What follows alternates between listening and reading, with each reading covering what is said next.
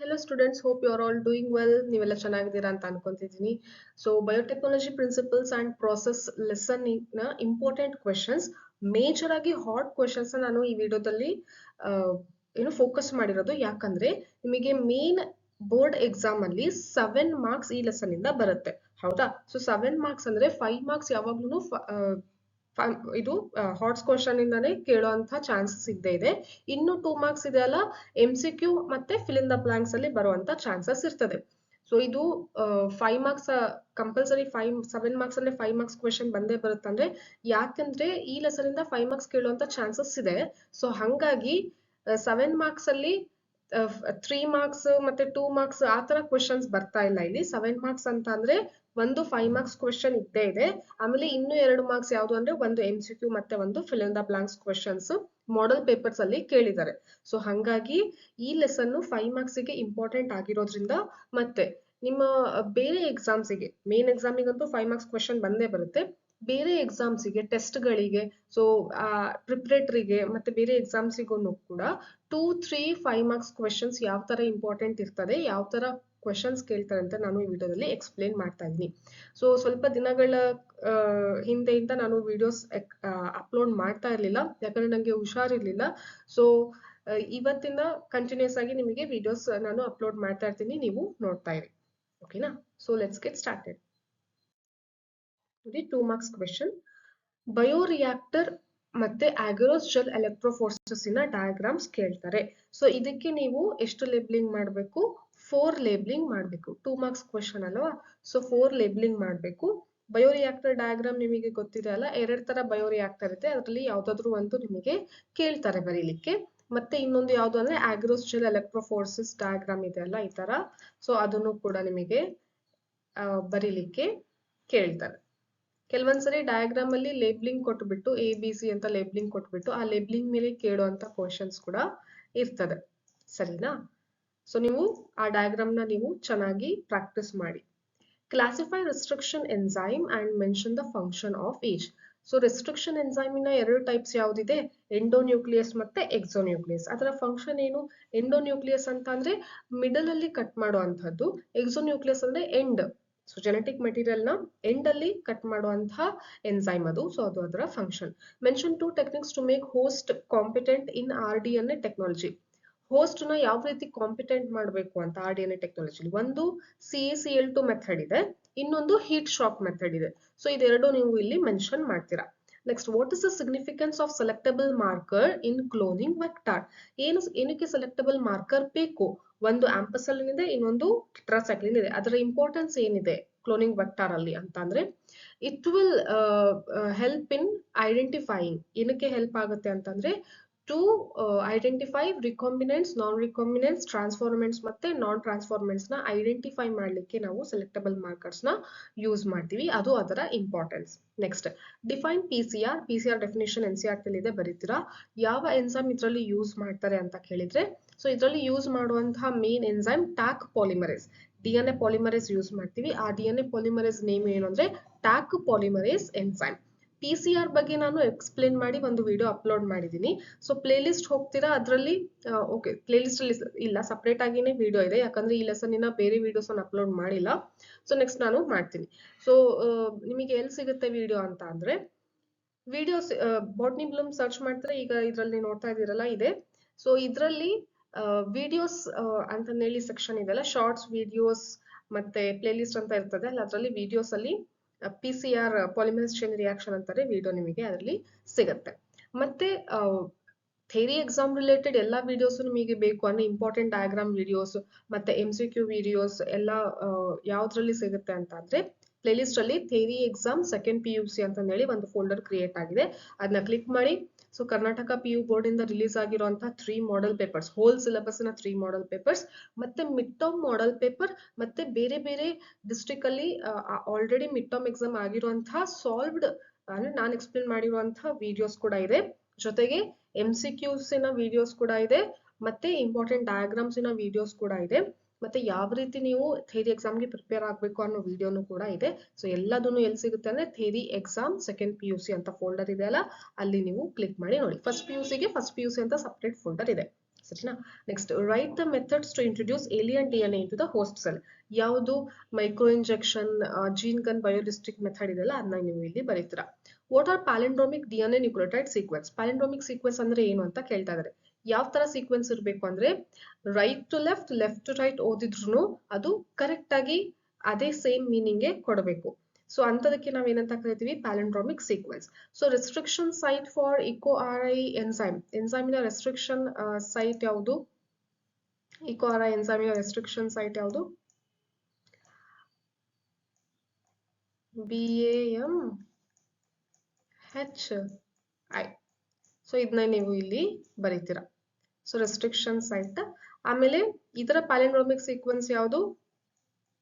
GAA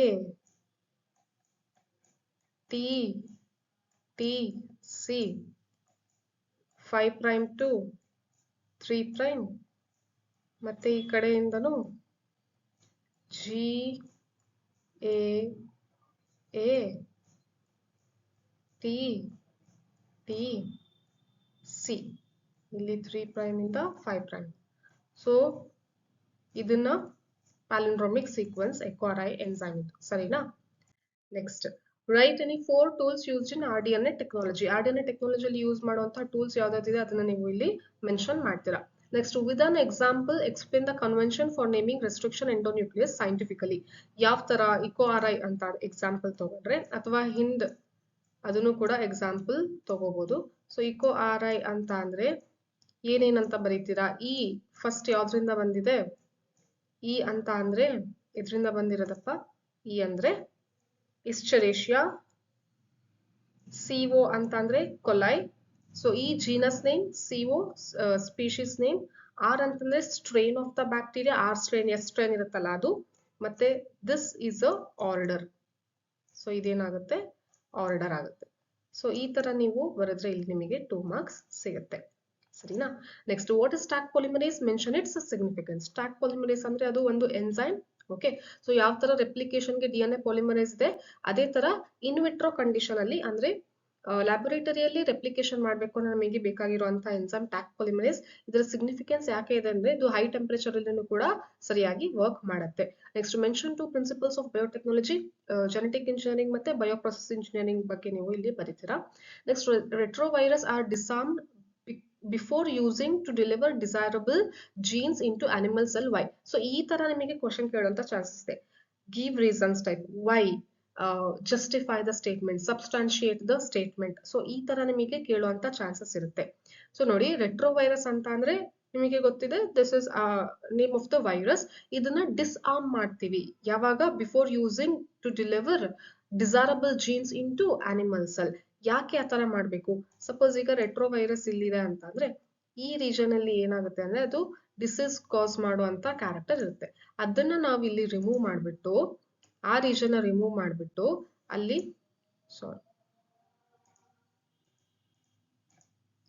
ಆ region ನ remove ಮಾಡ್ಬಿಟ್ಟು ಅಲ್ಲಿ ಏನ್ ಹಾಕೋದು ಅಂತ ಅಂದ್ರೆ ಡಿಸೈರಬಲ್ ಜೀನ್ ನ ಹಾಕೋದು.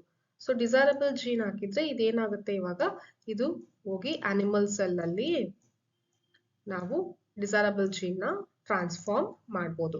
ಸೊ ಹಂಗಾಗಿ ಯಾಕೆ ತೆಗಿಬೇಕು ಅಂದ್ರೆ because it will cause diseases. So that's why that disease causing part is removed and in that place what is going to we need to add is desirable gene. ನಮಗೆ ಬೇಕಾಗಿರುವಂತ gene ಯಾವುದು animals ಅಲ್ಲಿಗೆ ಕಳಿಸ್ಬೇಕು ಅದನ್ನ ನಾವು ಆ place ಅಲ್ಲಿ ಹಾಕ್ತಿವಿ.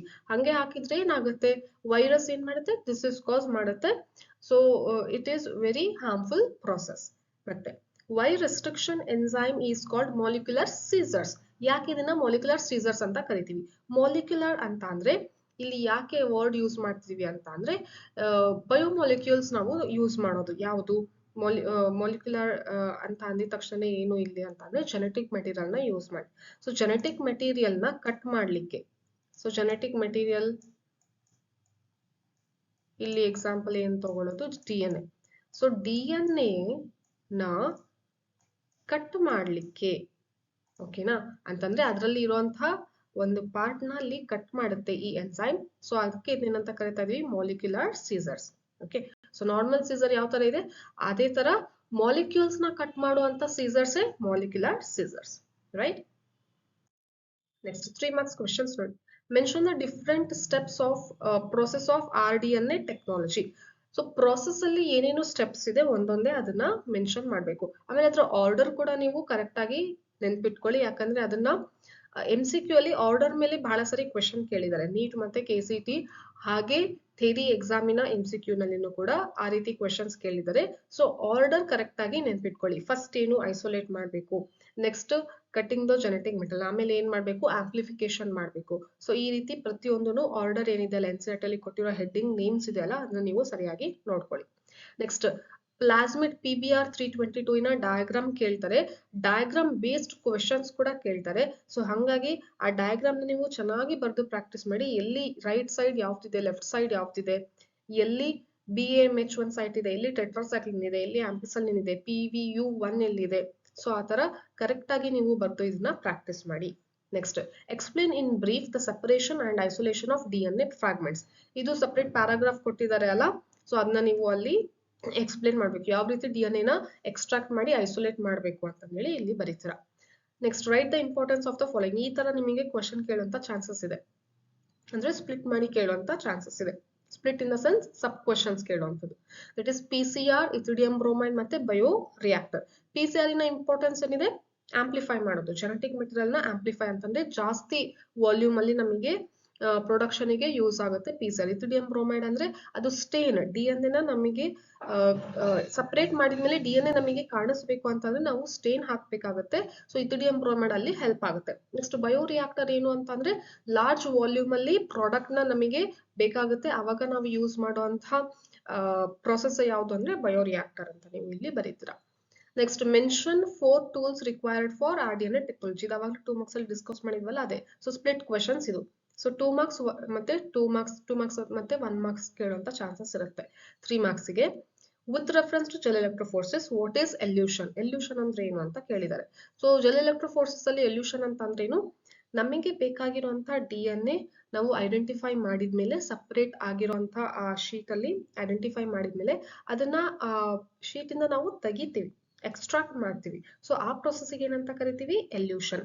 So this is very very important. UV light ಅಲ್ಲಿ ನಾವು ಯಾವುದು ಸ್ಟೇನ್ ನ ಅಬ್ಸರ್ವ್ ಮಾಡ್ತೀವಿ, ಯಾವ ಸ್ಟೇನ್ ನ ಹಾಕಿರ್ತೀವಿ ಅಲ್ಲಿ. ಸೊ ಇದರ ಮೇಲೆ ಬಹಳ ಸರಿ ನೀಟ್ ಕ್ವೆಶನ್ಸ್ ಕೂಡ ಬಂದಿದೆ. So this is quite important topic in this lesson. Next diagram of PBR 322 2 marks ಗೆ ಕೇಳಿದ್ದಾರೆ. ಮತ್ತೆ role of selectable marker and cloning site in PBR 322. Selectable marker ಅಂದ್ರೆ ನಾವು ಆಲ್ರೆಡಿ ಡಿಸ್ಕಸ್ ಮಾಡಿದ್ವಿ, ಏನಕ್ಕೆ ಯೂಸ್ ಆಗುತ್ತೆ, transformant, non transformant, recombinant, non recombinant ನ identify ಮಾಡ್ಲಿಕ್ಕೆ ಸೆಲೆಕ್ಟಬಲ್ ಮಾರ್ಕರ್ಸ್ ಯೂಸ್ ಆಗುತ್ತೆ. ಕ್ಲೋನಿಂಗ್ ಸೈಟ್ ಯಾಕೆ ಯೂಸ್ ಆಗುತ್ತೆ ಅಂತಂದ್ರೆ ಆ ಸೈಟ್ ಅಲ್ಲೇ ಬಂದು ಕರೆಕ್ಟ್ ಆಗಿ ರೆಸ್ಟ್ರಿಕ್ಷನ್ ಎನ್ಸೈಮ್ ಏನ್ ಮಾಡ್ಬೇಕು, ಕಟ್ ಮಾಡ್ಬೇಕು. ಓಕೆನಾ. ಸೊ ಅದಕ್ಕೆ ಕ್ಲೋನಿಂಗ್ ಸೈಟ್ ಅನ್ನೋದು ನಮಗೆ ಬೇಕು. ಯಾವುದು, BAMH1 cloning or recognition site is very very important. Or restriction site, cloning site, recognition site ಅಂತಾನು ಕೂಡ ಹೇಳ್ತೀವಿ. ನೆಕ್ಸ್ಟ್ 5 ಮಾರ್ಕ್ಸ್ ಕ್ವೆಶನ್ಸ್ ನೋಡಿ. Write the diagrammatic representation of RDNA technology. So ಇದು ಕೆಲವೊಂದ್ ಸರಿ 3 ಮಾರ್ಕ್ಸ್ ಕೇಳ್ತಾರೆ, ಅಥವಾ ಕೆಲವೊಂದ್ ಸರಿ ಡೈರೆಕ್ಟ್ ಆಗಿ 5 ಮಾರ್ಕ್ಸ್ ಗೆ ಕೇಳ್ತಾರೆ. ಆ ರೆಪ್ರೆಸೆಂಟೇಷನ್ ಏನ್ ಕೊಟ್ಟಿದಾರಲ್ಲ NCERT ಅಲ್ಲಿ ಅದನ್ನ ನೀವು ಬರೀತೀರಾ. Next write a note on downstream processing. Downstream processing ಬಗ್ಗೆ ಕಂಪ್ಲೀಟ್ ಆಗಿ ಬರ್ತಾರೆ, ಇಲ್ಲಿ 2 ಮಾರ್ಕ್ಸ್ ಸಿಗುತ್ತೆ. Explain the features of cloning vector. Cloning vector ಯಾವ ರೀತಿ ಇರಬೇಕು ಅನ್ನೋ ಫೀಚರ್ಸ್ ನೀವು ಎಕ್ಸ್ಪ್ಲೇನ್ ಮಾಡ್ಬೇಕಾಗತ್ತೆ ಇಲ್ಲಿ. Next write the functions of the following. ಏನೇನು ನೋಡಿ, split questions, sub questions based ಈ ತರ ಕೇಳ್ತಾರೆ. DNA ಲೈಗೇಸ್ ಅಂದ್ರೆ ಏನು, ಮಾಲಿಕ್ಯುಲರ್ ಗ್ಲೂ. ಓಕೆನಾ. ಸೊ ಅದು ಜಾಯಿನ್ ಮಾಡ್ಲಿಕ್ಕೆ ಯೂಸ್ ಆಗುತ್ತೆ. ಮತ್ತೆ ಥರ್ಮಸ್ ಅಕ್ವಾಟಿಕಸ್ ಅಂದ್ರೆ that is bacteria from where taq polymerase enzyme is extracted. Lysozyme ಅಂತ ಅಂದ್ರೆ ಈ ಎನ್ಸೈಮ್ ಏನಕ್ಕೆ ಯೂಸ್ ಮಾಡ್ತೀವಿ, ಸೊ ಐಸೋಲೇಷನ್ ಆಫ್ DNA ಇದರಲ್ಲಿ ಸ್ಟೆಪ್ ಅಲ್ಲಿ. ನೆಕ್ಸ್ಟ್ ಕೈಟಿನೇಸ್ ಅಂತ ಅಂದ್ರೆ ಫಂಗೈ, ಕೈಟಿನ್ ಲೇಯರ್, ಇದು ಬ್ಯಾಕ್ಟೀರಿಯಾ, ಇದು ಫಂಗೈಗೆ. ನೆಕ್ಸ್ಟ್ ಸೆಲ್ಯುಲೇಸ್ ಅಂತ ಅಂದ್ರೆ ನಾರ್ಮಲ್ ಅನಿಮಲ್ ಸೆಲ್ಲಿನ ವಾಲ್ ನ ಕಟ್ ಮಾಡ್ಲಿಕ್ಕೆ, ತೆಗಿಲಿಕ್ಕೆ, ಎಕ್ಸ್ಟ್ರಾಕ್ಟ್ ಮಾಡ್ಲಿಕ್ಕೆ. ಸರಿನಾ. Next right important features of cloning vector. ಕ್ಲೋನಿಂಗ್ ವೆಕ್ಟರಿನ ಫೀಚರ್ಸ್ ಬರೆಯೋದು 3 ಮಾರ್ಕ್ಸ್. ಇಲ್ಲಿ ನೋಡಿ ಡೈರೆಕ್ಟ್ ಆಗಿ 5 ಮಾರ್ಕ್ಸ್ ಕೇಳಿದ್ರು, ಇಲ್ಲಿ ಅದನ್ನ 3 ಮಾರ್ಕ್ಸ್ ಗೆ ಕೇಳಿದ್ದಾರೆ. Next diagram of gel electrophoresis diagram ಬಂದ್ರೆ ಅದಕ್ಕೆ 2 marks. Next explain the steps involved in RDNA technology. RDNA ಟೆಕ್ನಾಲಜಿಯಲ್ಲಿ ಇರುವಂತಹ ಎಲ್ಲಾ ಸ್ಟೆಪ್ಸ್ ಕೂಡ ಡೀಟೇಲ್ ಆಗಿ ಎಕ್ಸ್ಪ್ಲೇನ್ ಮಾಡ್ಬೇಕಾಗುತ್ತೆ. Next, explain the process of denaturation, annealing and extension with respect to polymerase chain reaction. So ಇದು ನಿಮಗೆ ಅರ್ಥ ಆಗಿಲ್ಲ ಅಂದ್ರೆ ನಾನು ಹೇಳಿದ್ದನ್ನ ವಿಡಿಯೋ ಅಪ್ಲೋಡ್ ಮಾಡಿದ್ದೀನಿ. ನಾನು ಬಹಳ ಕ್ಲಿಯರ್ ಆಗಿ ಸಿಂಪಲ್ ಆಗಿ ಒಂದು 20 ಮಿನಿಟ್ಸ್ ವಿಡಿಯೋ ಇದೆ. ಅದರಲ್ಲಿ ಯಾವ ರೀತಿ ಕ್ವಶನ್ಸ್ ಕೂಡ ಕೇಳ್ತಾರೆ ಅಂತಾನೂ ಕೂಡ ಎಕ್ಸ್ಪ್ಲೇನ್ ಮಾಡಿದ್ದೀನಿ. ನೀವು ಆ ವಿಡಿಯೋನ ನೋಡಿ. Name the process by which a desired gene amplification can be done. Explain the process briefly. So ಇದು ಕೂಡ ಏನು ಅಂತಂದ್ರೆ ಪಾಲಿಮರೇಸ್ ಚೈನ್ ರಿಯಾಕ್ಷನ್ ಬಗ್ಗೆನೇ ಕೇಳ್ತಾ ಇರೋದು. ಈ ರೀತಿನೂ ಕೂಡ ಕ್ವೆಶನ್ ಕೇಳ್ತಾರೆ. ಸೊ ನೀವು ಕನ್ಫ್ಯೂಸ್ ಆಗೋ ಹಾಗಿಲ್ಲ. ಡೈರೆಕ್ಟ್ ಆಗಿ ಎಕ್ಸ್ಪ್ಲೇನ್ ಮಾಡಿ ಪಾಲಿಮರೇಸ್ ಚೈನ್ ರಿಯಾಕ್ಷನ್ ಬಗ್ಗೆ ಅಂತ ಕೇಳೋದ್ ಬದ್ಲಿ ಅವ್ರು ಏನ್ ಹೇಳ್ತಾ ಇದ್ದಾರೆ, ಡಿಸೈರ್ಡ್ ಜೀನ್ ನ ಆಂಪ್ಲಿಫೈ ಮಾಡೋದು ಹೇಗೆ, ಆಂಪ್ಲಿಫೈ ಅಂತಂದ್ರೆ ಜಾಸ್ತಿ ವಾಲ್ಯೂಮ್ ಅಲ್ಲಿ ಪ್ರೊಡ್ಯೂಸ್ ಮಾಡೋದು ಹೇಗೆ ಅಂತಂದೇಳಿ ಹೇಳ್ತಾ ಇದ್ದಾರೆ. ಆ ಪ್ರೊಸೆಸ್ ನ ಬ್ರೀಫ್ ಆಗಿ ಎಕ್ಸ್ಪ್ಲೇನ್ ಮಾಡಿ ಅಂತ ಹೇಳಿದ್ದಾರೆ. ಸೊ ಇಲ್ಲಿ ನೀವು ಅದನ್ನ ಬರೀತೀರಾ. ನೆಕ್ಸ್ಟ್, ಈಗ ನಾವು high order thinking skill questions ನ ಡಿಸ್ಕಸ್ ಮಾಡ್ಲಿಕ್ಕೆ ಇದೀವಿ ವಿತ್ ಆನ್ಸರ್. ಸೊ ಫಸ್ಟ್ ನಾನು ಏನ್ ಹೇಳ್ತೀನಿ ಅಂತಂದ್ರೆ, ಮಾಡೆಲ್ ಪೇಪರ್ಸ್ ಅಲ್ಲಿ ಬಂದಿರೋ ಅಂತದ್ದು ನಾನು ಆಲ್ರೆಡಿ ವಿಡಿಯೋದಲ್ಲಿ ಎಕ್ಸ್ಪ್ಲೇನ್ ಮಾಡಿದೀನಿ ಅದನ್ನ. ಬಟ್ ಇಲ್ಲಿ ಮತ್ತೊಂದ್ಸರಿ ನಿಮಗೆ ಅದನ್ನ ಎಕ್ಸ್ಪ್ಲೇನ್ ಮಾಡ್ತೀನಿ. ಮಾಡೆಲ್ ಪೇಪರ್ 1, 2, 3 ಏನ್ ರಿಲೀಸ್ ಮಾಡಿದ್ರಲ್ಲ ಕರ್ನಾಟಕ PU ಬೋರ್ಡ್ ಇಂದ, ಸೊ ಅದರಲ್ಲಿ ಬಂದಿರೋಂಥ ಕ್ವಶನ್ಸ್ ನಾನು ಫಸ್ಟ್ ಎಕ್ಸ್ಪ್ಲೇನ್ ಮಾಡ್ತೀನಿ. ಆಮೇಲೆ ಮತ್ತೆ ಮಿಕ್ಕಿರುವಂತಹ ಹಾಟ್ಸ್ ಕ್ವಶನ್ ಯಾವ ರೀತಿ ಕೇಳ್ಬೋದು ಅಂತ ಹೇಳಿ ನಾನು ನಿಮಗೆ ಇಲ್ಲಿ ಎಲ್ಲದನ್ನು ವಿತ್ ಆನ್ಸರ್ಸ್ ಕೂಡ ನಾನು ಟೈಪ್ ಮಾಡಿ ಇಟ್ಕೊಂಡಿದ್ದೀನಿ. ಅದನ್ನ ನಿಮಗೆ ಇಲ್ಲಿ ಎಕ್ಸ್ಪ್ಲೇನ್ ಮಾಡ್ತೀನಿ, ಸರಿನಾ? ಸೊ ಒಂದೊಂದಾಗಿ ನೋಡ್ಕೊಂತ ಬರೋಣ. ಗಿವನ್ ಬಿಲೋ, ಇದು ಮಾಡೆಲ್ ಪೇಪರ್ 1 ಅಲ್ಲಿ ಕೇಳಿರುವಂತ question. Given below are the diagrams of plasmid A ಮತ್ತೆ B. ಇವೆರಡು ಪ್ಲಾಸ್ಮಿಡ್ ಅಂತ ಡಯಾಗ್ರಾಮ್ ಕೊಟ್ಟಿದ್ದಾರೆ. Observe meticulously and answer the questions that follows. So clear ಆಗಿ ಚೆನ್ನಾಗಿ ಅಬ್ಸರ್ವ್ ಮಾಡಿ. ಇದ್ರ ಮೇಲೆ ನಾವು ಕ್ವಶನ್ಸ್ ನ ಫ್ರೇಮ್ ಮಾಡಿದೀವಿ ಈ ಡಯಾಗ್ರಾಮ್ ಬೇಸಿಸ್ ಮೇಲೆ. ಸೊ ಅದನ್ನ ಆನ್ಸರ್ ಮಾಡಿ ಅಂತ ಹೇಳ್ತಾ ಇದ್ದಾರೆ. ಫಸ್ಟ್ ಕ್ವಶನ್ ನೋಡಿ, which plasmid is are are you select for cloning and why? ಇದೆರಡರಲ್ಲಿ ಯಾವ್ದನ್ನ ಕ್ಲೋನಿಂಗ್ ವೆಕ್ಟಾರ್ ಆಗಿ ಸೆಲೆಕ್ಟ್ ಮಾಡ್ತೀರಾ, ಯಾಕೆ ಅಂತ ಕೇಳಿದ್ದಾರೆ. ಇದೆರಡರಲ್ಲಿ ನಾನು ಎರಡನ್ನೂ ಸೆಲೆಕ್ಟ್ ಮಾಡ್ತೀನಿ. ಯಾಕೆ ಅಂತ ಅಂದ್ರೆ ಎರಡರಲ್ಲೂ ಏನಿದೆ, ಕ್ಲೋನಿಂಗ್ ದಟ್ ಈಸ್ ಯಾವುದು ರೆಸ್ಟ್ರಿಕ್ಷನ್ ಸೈಟ್ ಇದೆ. ಅಂದ್ರೆ ಈ ಸೈಟ್ ಇದ್ರೆ ಇಲ್ಲೇನೆ ಬಂದು ರೆಸ್ಟ್ರಿಕ್ಷನ್ ಎಂಡೋನ್ಯೂಕ್ಲಿಯಸ್ ಏನ್ ಮಾಡುತ್ತೆ, ಈ ರೀಜನ್ ನ ಕಟ್ ಮಾಡುತ್ತೆ. ಜೊತೆಗೆ ಸೆಲೆಕ್ಟಬಲ್ ಮಾರ್ಕರ್ಸ್ ಕೂಡ ಇದೆ, ಸರಿನಾ? ಸೊ ಹಂಗಾಗಿ ಈ ಎರಡು ಬ್ಯಾಕ್ಟೀರಿಯಾ ಈ ಎರಡು ಏನು ಪ್ಲಾಸ್ಮಿಡ್ ನ ನಾನು ಯೂಸ್ ಮಾಡ್ತೀನಿ. ರೀಸನ್ ಕೂಡ ನಾನು ಈಗ ಹೇಳಿದೀನಿ. ಆಸ್ ದೇ ಕಂಟೈನ್ ಯಾವುದು BAMH recognition site and selectable markers ಇದೆ.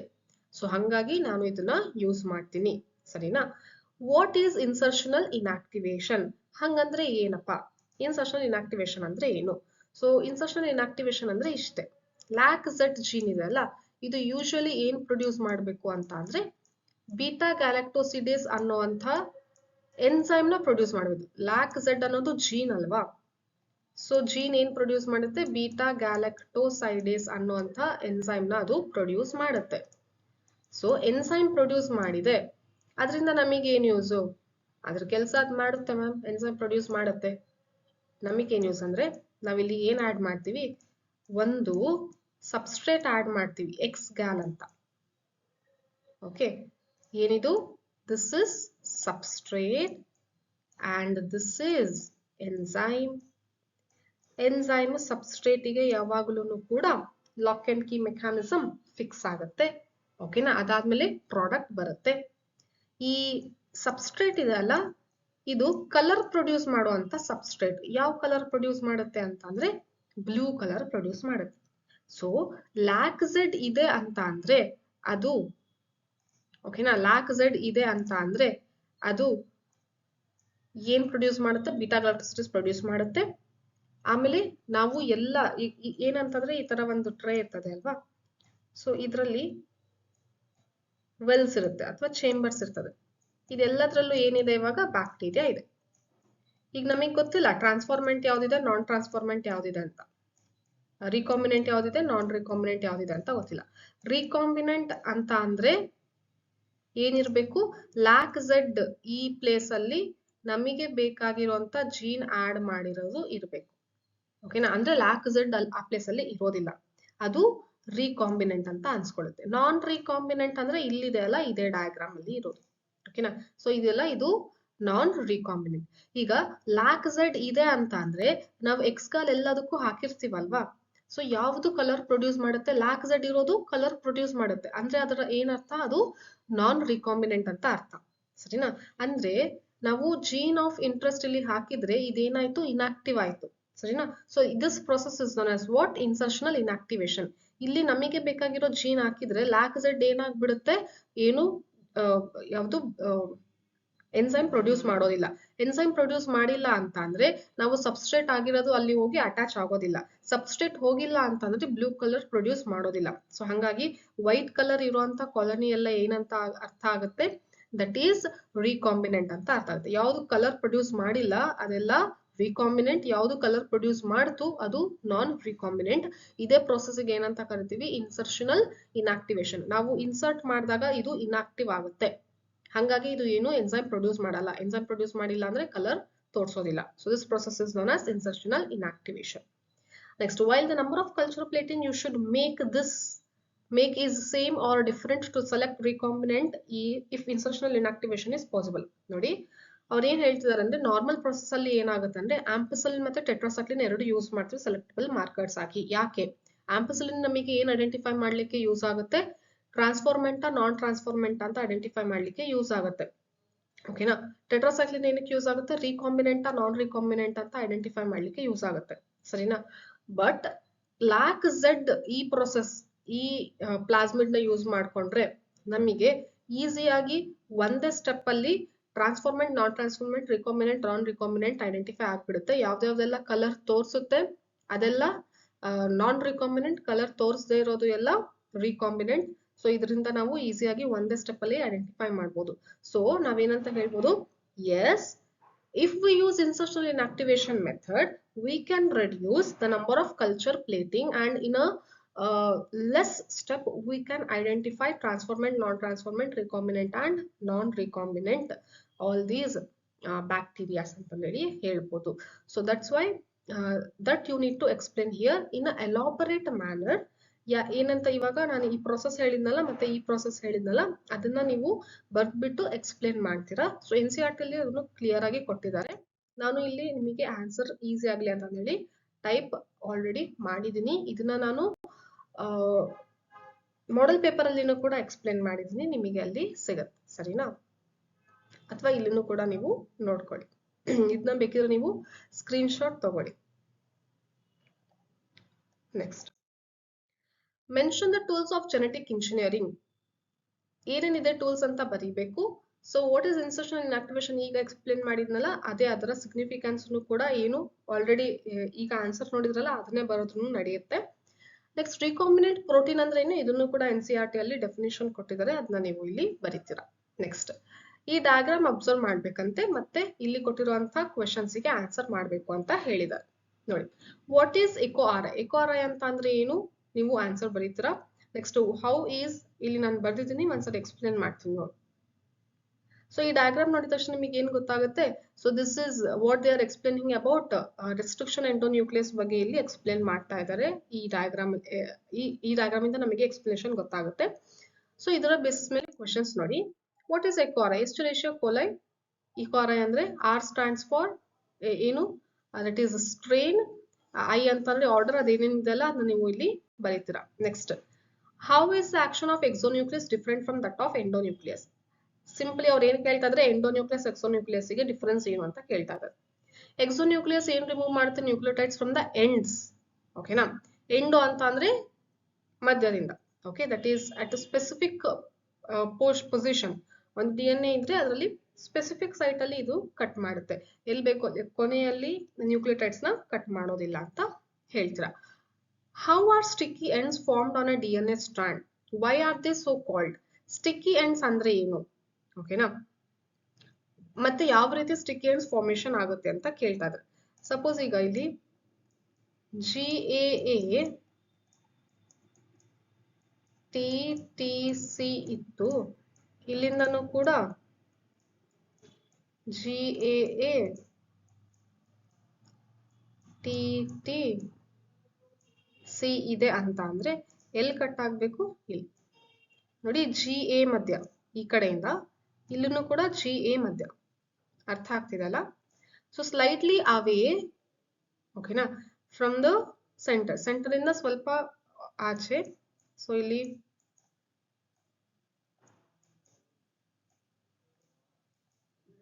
ಹಿಂಗಿದೆ ಅಂತ ಅಂದ್ರೆ ಗೊತ್ತಾಗ್ತೇನಾ? ಇಲ್ಲೂ ಸೇಮ್ ರೀಜನ್ ಅಲ್ಲಿ, ಇಲ್ಲೂ ಸೇಮ್ ರೀಜನ್ ಅಲ್ಲಿ ಕಟ್ ಮಾಡಿದ್ರೆ ಇದು ನೆಕ್ಸ್ಟ್ ಏನಾಗಿ ಪ್ರೊಡ್ಯೂಸ್ ಆಗುತ್ತೆ? Over hanging. ಓಕೆನಾ? ಸೊ ಅಂತ ಅಂದ್ರೆ ನೆಕ್ಸ್ಟ್ ಇಲ್ಲಿ ಅದಕ್ಕೆ ಕಾಂಪ್ಲಿಮೆಂಟರಿ ಇರುವಂತದ್ದು ಯಾವ್ದಾದ್ರೂ ನಾವು ಜೀನ್ ಆಫ್ ಇಂಟ್ರೆಸ್ಟ್ ಅಲ್ಲಿ ಹಾಕಿದ್ರೆ ಕರೆಕ್ಟ್ ಆಗಿ ಇದು ಜಾಯಿನ್ ಆಗುತ್ತೆ. ಇಲ್ಲ ಅಂತಂದ್ರೆ ಜಾಯಿನ್ ಆಗ್ಲಿಕ್ಕೆ ಕಷ್ಟ ಆಗುತ್ತೆ. ಸೇಮ್ ರೀಜನ್ಸ್ ಅಲ್ಲಿ ಕಟ್ ಮಾಡಿರೋದ್ರಿಂದ ಈಸಿಯಾಗಿ ಇದು ಜಾಯಿನ್ ಆಗುತ್ತೆ. ಸೇಮ್ ರೀಜನ್ ಅಲ್ಲಿ ಕಟ್ ಮಾಡಿರೋದ್ರಿಂದ ಇದು ಯಾವ ರೀತಿ ಸಪ್ರೇಟ್ ಆಗುತ್ತೆ? Over hanging. ಎರಡನ್ನೂ ಕೂಡ ಸಪ್ರೇಟ್ ಅದೇ ರೀತಿ ಒಂದೇ ಪ್ಲೇಸ್ ಅಲ್ಲಿನೇ ಎರಡಕ್ಕೂ ಕೂಡ ಸಪ್ರೇಟ್ ಆಗಿರುತ್ತೆ. ಸೊ ಹಂಗಾಗಿ ಇದನ್ನ ಸ್ಟಿಕಿ ಎಂಡ್ಸ್ ಅಂತ ಕರಿತೀವಿ. ಯಾಕೆ ಇದು ಸ್ಟಿಕಿ ಅಂತಂದ್ರೆ ನೆಕ್ಸ್ಟ್ ನಾವು ಜೀನ್ ಆಫ್ ಇಂಟ್ರೆಸ್ಟ್ ಆಡ್ ಮಾಡಿದಾಗ ಅದು ಕರೆಕ್ಟ್ ರೀಜನ್ ಅಲ್ಲಿ ಏನಾಗುತ್ತೆ? ಜಾಯಿನ್ ಆಗುತ್ತೆ. ನೋಡಿ, restriction in some cut the strand DNA little away from the center ಇಂದ ಸ್ವಲ್ಪ ದೂರ of the palindromic sites ಈ ಸೈಟ್ ಅಲ್ಲಿ, but between the same two bases of the opposite strands, ಈ ಎರಡು opposite strand, this leaves single stranded portion at the ends. so ಇದನ್ನು single strand end ಗೆ ಏನಾಯ್ತು? ಸಪರೇಟ್ ಆಗ್ಬಿಟ್ಟು. so there are overhanging stretches called, so ಇದು separate ಆಗಿರುವಂತ ಈ stretch ಗೆ ಏನಂತ ಕರಿತೀವಿ ನಾವು? Sticky ends on each strand. These are named so because they form hydrogen bonds. ಯಾಕೆಂದ್ರೆ ನೆಕ್ಸ್ಟ್ ನಾನು ಹೇಳಿದ್ನಲ್ಲ, ಜಾಯಿನ್ ಆಗುತ್ತೆ with the help of what? Hydrogen bonds with their complementary cut counterparts. ಓಕೆನಾ? ಸೊ ಇದನ್ನ ನೀವು ಇಲ್ಲಿ ಎಕ್ಸ್ಪ್ಲೇನ್ ಮಾಡ್ತೀರಾ. Next, write 3 vector-free techniques that can be utilized to transfer rDNA into a ready host cell. ಯಾವುದು? Micro injection, gene gun ಮತ್ತೆ heat shock method ಅಂತ ಬರೀತೀರಾ. Agrobacterium tumefaciens act as natural vector for cloning genes in plant substantiate. ಯಾಕೆ ಇದು natural vector ಆಗಿ use ಮಾಡ್ತಾ ಇದ್ವಿ? Usually Agrobacterium tumefaciens ಅಲ್ಲಿ ಇರುವಂತಹ ಪ್ಲಾಸ್ಮಿಡ್ ಅಲ್ಲಿ, TI ಪ್ಲಾಸ್ಮಿಡ್ ಅಲ್ಲಿ ಒಂದು ಜೀನ್ ಇರುತ್ತೆ. ಅದನ್ನ ಏನಂತ ಕರಿತೀವಿ? Transfer gene. ಓಕೆನಾ? TDNA ಇರ್ತದೆ. ಸೊ ಇದರ ಪ್ರಾಪರ್ಟಿ ಏನು ಅಂತ ಅಂದ್ರೆ ಟ್ಯೂಮರ್ ಪ್ರೊಡ್ಯೂಸ್ ಮಾಡುತ್ತೆ ಪ್ಲಾಂಟ್ ಅಲ್ಲಿ. ಓಕೆನಾ? ಸೊ ಪ್ಲಾಂಟ್ ಅಲ್ಲಿ ಟ್ಯೂಮರ್ ಪ್ರೊಡ್ಯೂಸ್ ಮಾಡುವಂತ ಪ್ರಾಪರ್ಟಿ ಇದೆ. ಸೊ ನಾವು ಈ ರೀಷನ್ ತೆಗೆದ್ಬಿಟ್ಟು, ಓಕೆನಾ, ಅದು ಪರ್ಪಸ್ ಬ್ಯಾಡ್ ಇದೆ. ಏನು? ಪ್ಲಾಂಟಿಗೆ ತೊಂದರೆ ಕೊಡುವಂತ ಕ್ಯಾರೆಕ್ಟರ್ ಇದೆ ಇದರಲ್ಲಿ. ಬಟ್ ನಮಗೆ ಈ ಕ್ಯಾರೆಕ್ಟರ್ ಬೇಕಾಗಿಲ್ಲ. ಓಕೆನಾ? ಇದು ಈಸಿಯಾಗಿ ಪ್ಲಾಂಟ್ ಒಳಗಡೆ ಹೋಗ್ತಾ ಇದೆ ಅಂತಂದ್ರೆ ನಾವಿಲ್ಲಿ ಏನ್ ಮಾಡ್ಬೋದು? ಇದ್ರಲ್ಲಿ ಈ ರೀಜನ್ ತೆಗೆದ್ಬಿಟ್ಟು ನಮಗೆ ಬೇಕಾಗಿರುವಂತ ಜೀನ್ ಹಾಕ್ಬೋದು. ಸೊ ಹೆಂಗು ಪ್ಲಾಂಟ್ ಅಲ್ಲಿ ಹೋಗ್ತಾ ಇದೆ, ಹೋಗುವಂತ ಆರಾಮಾಗಿ ಇದನ್ನ ಕಳಿಸ್ಬೋದು. ಸೊ ಕಳ್ಸಿದ್ಮೇಲೆ ನಾವು ಇಲ್ಲಿ ಯಾವ ಜೀನ್ ಹಾಕಿರ್ತೀವಲ್ಲ ಅದು ಅಲ್ಲಿ ಏನಾಗುತ್ತೆ? ಅದರ ವರ್ಕ್ ಅದರಲ್ಲಿ ಕರೆಕ್ಟ್ ಆಗಿ ನಾವು ನೋಡ್ಬೋದು. So this is how we can use this natural vector. ಓಕೆನಾ? ಸೊ ಅದನ್ನ ನೀವು ಇಲ್ಲಿ ಬರೀತೀರಾ. Next, why do DNA fragments move towards the anode during gel electrophoresis? Gel electrophoresis ಅಲ್ಲಿ DNA ಫ್ರಾಗ್ಮೆಂಟ್ಸ್ ಪಟ ಅಂತ ಆನೋಡ್ ಕಡೆನೆ ಓಡೋಗುತ್ತೆ. ಯಾಕೆ ಅಂತ ಕೇಳಿದರೆ, ಯಾಕೆ ಅಂದ್ರೆ DNA ಇರೋದು ನೆಗೆಟಿವ್ಲಿ ಚಾರ್ಜ್, ಆನೋಡ್ ಇರೋದು ಪಾಸಿಟಿವ್. ನೆಗೆಟಿವ್ ಇದೆ, ಅದಕ್ಕೆ ಪಾಸಿಟಿವ್ ಕಡೆ ಅದು ಓಡಿ ಹೋಗುತ್ತೆ. ಓಕೆನಾ? So that is the answer. Next, give reasons. ಈ ರೀತಿ ನಿಮಗೆ ಕ್ವಶನ್ಸ್ ಕೇಳ್ತಾರೆ ಹಾಟ್ಸ್ ಕ್ವಶನ್ ಅಂತ ಬಂದಾಗ. DNA cannot pass into a host cell through the cell membrane. ನೋಡಿ, ಇದು ಮೂರುನು ಒಂದೇ ಕ್ವಶನ್ ಅಲ್ಲಿ ಇರ್ಬೇಕು ಅಂತ ಇಲ್ಲ. ಸ್ಪ್ಲಿಟ್ ಕ್ವಶನ್ ಮಾಡಿದಾಗ ಇದು ಸಬ್ ಕ್ವಶನ್ಸ್ ಆಗಿ ಯಾವ್ದಾದ್ರು ಕ್ವಶನ್ ಗೆ ನಿಮಗೆ ಬರ್ಬೋದು 5 ಮಾರ್ಕ್ಸ್ ಅಲ್ಲಿ. ಸರಿನಾ? So DNA cannot pass into the host cell through cell membrane. ಯಾಕೆ DNA ಹೋಗ್ತಾ ಇಲ್ಲ ಅಂದ್ರೆ, ಸೆಲ್ ಮೆಂಬ್ರೇನ್ ಒಳಗಡೆ ಯಾವ ರೀಜನ್ ಇದೆ ಅಂತ ಅಂದ್ರೆ ಹೈಡ್ರೋಫೋಬಿಕ್ ನೇಚರ್ ಇದೆ. ನೋಡಿ, ಸೊ ಫಾಸ್ಫೋಲಿಪಿಡ್ ಬೈಲೇಯರ್ ಅಲ್ವಾ ಸೆಲ್ ಮೆಂಬ್ರೇನ್ ಆಗಿರೋದು. ಸೊ ಇದೇನು ಅಂತ ಅಂದ್ರೆ ಈ ತರ ಉದ್ದಕ್ಕೂ ಇರುತ್ತೆ, ಈ ತರ ಉದ್ದಕ್ಕೂ ಇರುತ್ತೆ ಸೆಲ್ ಮೆಂಬ್ರೇನ್ ಅಲ್ಲಿ. ಸೊ ಈ ರೀಜನ್ ಇದೆಲ್ಲ ಇದೇನು? Hydrophobic nature. ಸೊ DNA ಬಂತು. DNA ಏನು? ಹೈಡ್ರೋಫಿಲಿಕ್. ಸೊ DNA ಇಲ್ಲಿ ಬರ್ತಾ ಇದೆ. So consider this is DNA. It came here. And what is the nature of DNA? It is hydrophilic. But what is the nature here? It is hydrophobic. So hanಗಾಗಿ ಈಸಿಯಾಗಿ ಇಲ್ಲಿಂದ pass ಆಗ್ಲಿಕ್ಕೆ ಆಗೋದಿಲ್ಲ. So it will not able to move from this cell membrane. It will not able to pass from this cell membrane because the middle portion here, it is completely made up of hydrophobic thing and DNA is hydrophilic. ಸರಿನಾ? So ಅದನ್ನ ನೀವು ಇಲ್ಲಿ ಬರೀತೀರಾ. Proteases are added during isolation of DNA for genetic engineering. DNA ನ isolate ಮಾಡ್ಬೇಕಾದ್ರೆ ಕೆಲವೊಂದು enzymes ನ add ಮಾಡ್ತೀವಿ, ಅದರಲ್ಲಿ ಪ್ರೋಟಿಯೇಸ್ ಕೂಡ ಒಂದು. ಯಾಕೆ? ಪ್ರೋಟಿಯೇಸ್ ಯಾಕೆ ಆಡ್ ಮಾಡ್ತೀವಿ ಅಂದ್ರೆ ಪ್ರೋಟೀನ್ ನ ಡೈಜೆಸ್ಟ್ ಮಾಡ್ಬೇಕು. ಡೈಜೆಸ್ಟ್ ಅಂತ ಇನ್ ದ ಸೆನ್ಸ್ ಪ್ರೋಟೀನ್ ನ ಕಟ್ ಮಾಡಿ ಸರಿಯಾಗಿ ತಿಂದಾಕ್ಬೇಕು. ಪ್ರೋಟೀನ್ ಹೋಗುತ್ತೆ ಮತ್ತೆ ಬೇರೆ ಬೇರೆ ಮೆಟೀರಿಯಲ್ಸ್ ಎಲ್ಲದನ್ನು ಹೋದ್ಮೇಲೆ ಕೊನೆಗೆ DNA ಅಷ್ಟೇ ಉಳ್ಕೊಂಡು ಹೋಗ್ಬೇಕು. ಯಾಕಂದ್ರೆ ನಮಗೆ ಬೇಕಾಗಿರೋದು DNA. ಸೊ ಹಂಗಾಗಿ ನಾವು ಪ್ರೋಟಿಯೇಸ್ ನ ಆಡ್ ಮಾಡ್ತೀವಿ ಅಂತ ನೀವು ಇಲ್ಲಿ ಬರೀತೀರಾ. Single cloning site is preferred in a vector. Cloning site ಎಷ್ಟಿರಬೇಕು? ಒಂದೇ ಇರಬೇಕು. ಯಾವ್ದಿದೆ? BAMH ಒಂದೇ ಇದೆ. ಯಾಕಪ್ಪ ಒಂದೇ ಇರಬೇಕು ಅಂತ ನಿಮಗೆ ಡೌಟ್ ಬಂದಿರುತ್ತೆ ಅಲ್ವಾ? ಯಾಕೆ ಒಂದೇ ಇರಬೇಕು? ಈ ರೀಜನ್ ಗೆನೆ ಬಂದು ರೆಸ್ಟ್ರಿಕ್ಷನ್ ಎನ್ಸೈಮ್ ಏನ್ ಮಾಡುತ್ತೆ? ಕಟ್ ಮಾಡುತ್ತೆ. ಸೊ ರೆಸ್ಟ್ರಿಕ್ಷನ್ ಎನ್ಸೈಮ್ ಈ ರೀಜನ್ ಗೆ ಬಂದು ಕಟ್ ಮಾಡಿ.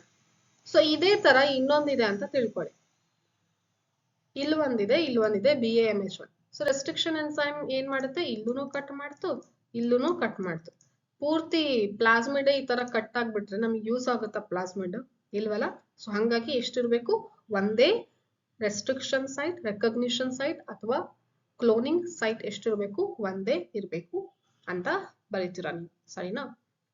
ಇಲ್ಲಿ ಆನ್ಸರ್ಸ್ ನಾನು ಟೈಪ್ ಮಾಡಿ ಇಟ್ಟಿದ್ದೀನಿ, ನೀವು ಇದನ್ನ ನೋಡಿ. Explain the role of the following in biotechnology. First one ಯಾವುದು? ರೆಸ್ಟ್ರಿಕ್ಷನ್ ಎಂಡೋನ್ಯೂಕ್ಲಿಯಸ್. ಇದರ ರೋಲ್ ಅಂತೂ ಚೆನ್ನಾಗಿ ಗೊತ್ತಿದೆ. ಮಾಲಿಕ್ಯುಲರ್ ಸಿಸರ್ಸ್ ಇದಿಲ್ಲದೆ ಬಯೋಟೆಕ್ನಾಲಜಿ ಪ್ರೊಸೆಸ್ ಆಗೋದೇ ಇಲ್ಲ. ಸೊ ಇದು ಬಹಳ ಇಂಪಾರ್ಟೆಂಟ್. ಯಾಕೆ ಅಂತ ಹೇಳಿ ನೀವು ಬರೀತೀರಾ. ನೆಕ್ಸ್ಟ್ ಜೆಲ್ ಎಲೆಕ್ಟ್ರೋಫೋರ್ಸಸ್ ಏನಕ್ಕೆ ಬೇಕಾಗುತ್ತೆ? Separation of DNA. DNA ನ ಹೆಂಗು ಕಟ್ ಮಾಡ್ಬಿಟ್ಟಿದೆ. ಯಾವುದು? ರೆಸ್ಟ್ರಿಕ್ಷನ್ ಎಂಡೋನ್ಯೂಕ್ಲಿಯಸ್ ಕಟ್ ಮಾಡಿದೆ. ಬೇರೆ ಬೇರೆ ಬೇರೆ ಸೈಜ್ ಅಲ್ಲಿ ಇದೆ. ನಮಗೆ ಯಾವ್ದು ಉದ್ದ DNA ಇದೆ ಅದ್ರಲ್ಲಿ ನಮಗೆ ಯಾವ್ದು ಬೇಕು ಅಂತಾನೆ ಅದ್ರಲ್ಲಿ ಗೊತ್ತಾಗ್ತಾ ಇಲ್ಲ. ಸೊ ಕ್ಲೀನ್ ಆಗಿ ಅಕಾರ್ಡಿಂಗ್ ಟು ಇಟ್ಸ್ ಡೆನ್ಸಿಟಿ ಏನು ಸಪರೇಟ್ ಮಾಡುತ್ತೆ. ಅದಕ್ಕೆ ಜೆಲ್ ಎಲೆಕ್ಟ್ರೋಫೋರ್ಸಸ್ ಬೇಕಾಗುತ್ತೆ. ಸೆಲೆಕ್ಟಬಲ್ ಮಾರ್ಕರ್ಸ್ ಯಾಕೆ ಬೇಕು? ನಿಮಗೆ ಗೊತ್ತೇ ಇದೆ.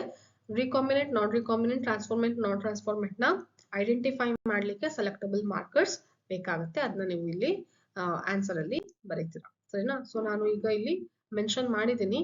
ಸೊ ನಿಮಗೆ ಸಪರೇಟ್ ಆಗಿ ಅದನ್ನ 3 ಮಾರ್ಕ್ಸ್ ಗೆ ಕೇಳಿದ್ರು 2 ಮಾರ್ಕ್ಸ್ ಗೆ ಕೇಳಿದ್ರು ಯಾವ ರೀತಿ ಆನ್ಸರ್ ಬರೀಬೇಕು ಅಂತ ಹೇಳಿ ಗೊತ್ತಿರಬೇಕು. ಸೊ ಹಂಗಾಗಿ ನಾನು ಇಲ್ಲಿ ಎಲಾಬರೇಟ್ ಮಾಡಿ ಆನ್ಸರ್ ಟೈಪ್ ಮಾಡಿದ್ದೀನಿ. ನೀವು ಇದನ್ನ ನೋಟ್ ಮಾಡ್ಕೊಳ್ಳಿ. ಸರಿನಾ? Next, what would happen if the restriction enzymes do not cut the DNA at specific recognition sequence? Restriction enzyme ಏನಾದ್ರು ಕರೆಕ್ಟ್ ಆಗಿ ಅದರ ಸೀಕ್ವೆನ್ಸ್, ಈಗ PBR 322 ಅಲ್ಲಿ ರೆಸ್ಟ್ರಿಕ್ಷನ್ ಎನ್ಸೈಮ್ EcoRI ಬಂದ್ಬಿಟ್ಟು BAMH ರೀಜನ್, BAMHI ಅಂತ ಇದೆಲ್ಲ, ಆ ರೀಜನ್ ಅಲ್ಲಿ ಏನಾದ್ರು ಅದು ಕಟ್ ಮಾಡಿಲ್ಲ ಅಂದ್ರೆ ಏನಾಗುತ್ತೆ? C, if the restriction enzyme do not cut the DNA at a specific site, the DNA fragment obtained will have no sticky ends.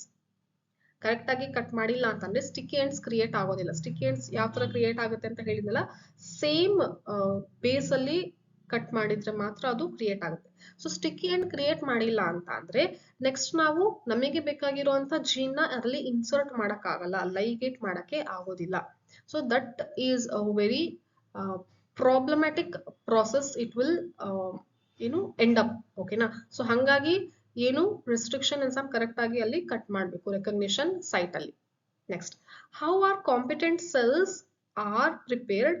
How are competent cells prepared by the action of CaCl2? ನೋಡಿ, CaCl2 ಇಂದ ಯಾವ ರೀತಿ ನಾವು cells ನ competent ಮಾಡಬಹುದು? Competent in the cells DNA ನ cell ಒಳಗಡೆ, host ಒಳಗಡೆ ಕಳಿಸಬಹುದು ಅಂತ ಹೇಳಿ. ಯಾವ ರೀತಿ ಅಂದ್ರೆ ಡೈವೆಲೆಂಟ್ ಕ್ಯಾಲ್ಸಿಯಂ ಅಯಾನ್ಸ್ Ca2+, ಓಕೆನಾ, create pores in the cell wall of the bacteria. So bacteria cell wall ಇದೆ ಅಲ್ಲ, so bacteria cell wall ಏನ್ ಕ್ರಿಯೇಟ್ ಮಾಡುತ್ತೆ? ಇದು pores ಕ್ರಿಯೇಟ್ ಮಾಡುತ್ತೆ. ಓಕೆನಾ? So consider this is cell wall. So it will create pores here. ಇಲ್ಲಿ ದೊಡ್ಡ ಏನಾಗುತ್ತೆ? pores ಕ್ರಿಯೇಟ್ ಆಯ್ತು. ಓಕೆನಾ? ಸೊ ಈಗ ಈ ಪೋರ್ಸ್ ಒಳಗಡೆಯಿಂದ ಏನ್ ಹೋಗ್ಬೋದು? DNA ಹೋಗ್ಬೋದು. ಯೂಶಲಿ ಸೆಲ್ ವಾಲ್ ಇಂದ ಮತ್ತೆ ಸೆಲ್ ಮೆಂಬ್ರೇನ್ ಇಂದ ಹೋಗ್ಲಿಕ್ಕೆ ಆಗ್ತಾ ಇರಲ್ಲ. ಓಕೆನಾ? ಸೊ ಇಲ್ಲಿ ಸೆಲ್ ಮೆಂಬ್ರೇನ್ ಹೋಗಕ್ಕಾಗಲ್ಲ, ಯಾಕೆಂತನೂ ನಾವು ತಿಳ್ಕೊಂಡಿದ್ವಿ. ಸೊ ಹಂಗಾಗಿ ಇದರಿಂದ CaCl2 ಹಾಕಿದ್ರೆ ಅದೇನ್ ಮಾಡುತ್ತೆ? ಪೋರ್ಸ್ ಕ್ರಿಯೇಟ್ ಮಾಡುತ್ತೆ ಸೆಲ್ ವಾಲ್ ಅಲ್ಲಿ. ಸೊ ಹಂಗಾಗಿ ಈಸಿಯಾಗಿ ಏನ್ ತಗೋಬಹುದು? ಬ್ಯಾಕ್ಟೀರಿಯಾ DNA ನ ಇದು ಒಳಗಡೆ ಸೇರಿಸ್ಕೋಬಹುದು. ಸರಿನಾ? ಸೊ ಹಂಗಾಗಿ CaCl2 ಇಂಪಾರ್ಟೆಂಟ್. ಸೊ ಈ ತರ ನಿಮಗೆ ಕ್ವಶನ್ ಕೇಳಿದ್ರೆ ಆನ್ಸರ್ ಮಾಡ್ತಾರೆ. ಹೀಟ್ ಶಾಕ್ ಮೆಥಡ್ ಬಗ್ಗೆನೂ ಕೂಡ ಕೇಳ್ತಾರೆ, ಎಲ್ಲದನ್ನು ಕೂಡ NCERT ಅಲ್ಲಿ ಕೊಟ್ಟಿದ್ದಾರೆ. ಸೊ ನಿಮಗೆ ಒಂದು ಕಂಪ್ಲೀಟ್ ಐಡಿಯಾ ಬಂದಿದೆ ಅನ್ಕೊಂತೀನಿ ಯಾವ ರೀತಿ ಕ್ವಶನ್ಸ್ ಕೇಳ್ತಾರೆ, ಹಾಟ್ಸ್ ಕ್ವಶನ್ ಯಾವ ರೀತಿ ಕೇಳ್ತಾರೆ, 2 ಮಾರ್ಕ್ಸ್ 3 ಮಾರ್ಕ್ಸ್ 5 ಮಾರ್ಕ್ಸ್ ಕ್ವಶನ್ ಯಾವ ತರ ಬರುತ್ತೆ ಅಂತ ಹೇಳಿ. ಸೊ ಚೆನ್ನಾಗಿ ಪ್ರಿಪೇರ್ ಆಗಿ ಎಕ್ಸಾಮಿಗೆ. ಮತ್ತೆ ಸಬ್ಸ್ಕ್ರೈಬ್ ಮಾಡಿ ಬಾಟ್ನಿ ಬ್ಲೂಮ್ ಚಾನಲ್. ನಾನು ಮತ್ತೆ ನಿಮಗೆ ಬೇರೆ ಲೆಸನ್ನಿನ ಇಂಪಾರ್ಟೆಂಟ್ ಕ್ವಶನ್ಸ್ ಆಗಿರ್ಬೋದು, PYQ ಸಾಲ್ವ್ ಮಾಡುವಂತಹ ವಿಡಿಯೋಸ್ ಆಗಿರ್ಬೋದು, ಎಲ್ಲದನ್ನು ಕೂಡ ಈ ಚಾನಲ್ ಅಲ್ಲಿ ನಾನು ಅಪ್ಲೋಡ್ ಮಾಡ್ತಾ ಇರ್ತೀನಿ. So stay tune, press the bell icon press ಮಾಡಿ. ನಿಮಗೆ ನಾನು ಹೊಸ ವಿಡಿಯೋ ಹಾಕಿದ ತಕ್ಷಣ ನೋಟಿಫಿಕೇಶನ್ ನಿಮಗೆ ಸಿಗ್ತದೆ. ಹಾಗೆ ಫ್ರೆಂಡ್ಸ್ ಜೊತೆನೂ ಕೂಡ ಶೇರ್ ಮಾಡಿ, ಅವರಿಗೂ ಕೂಡ ಹೆಲ್ಪ್ ಆಗುತ್ತೆ. So don't forget to subscribe this channel because it is helping you. So hit the like button also. Okay, I will meet you in the next video. Bye bye.